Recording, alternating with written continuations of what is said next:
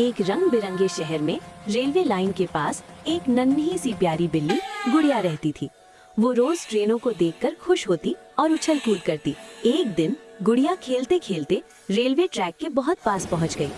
अचानक ट्रेन जोर से आई और हवा के तेज झटके से गुड़िया दूर जा गिरी। म्याऊ। वो घायल हो गई और बेहोश हो गई। उसी समय वहाँ से हल्क गुजर रहा था। उसने बिल्ली को जमीन पर पड़ा देखा। उसका चेहरा उदास हो गया। हल्क ने बहुत नरमी से गुड़िया को अपने बड़े हाथों में उठाया। हल्क जोर से भागता हुआ सीधे एनिमल हॉस्पिटल पहुंचा। वो घबरा कर चिल्लाया, डॉक्टर डॉक्टर प्लीज जल्दी आओ। डॉक्टर तुरंत आए और गुड़िया का इलाज शुरू किया। थोड़ी देर बाद गुड़िया ने धीरे धीरे आंखें खोली। डॉक्टर मुस्कुराए, अब ये ठीक है।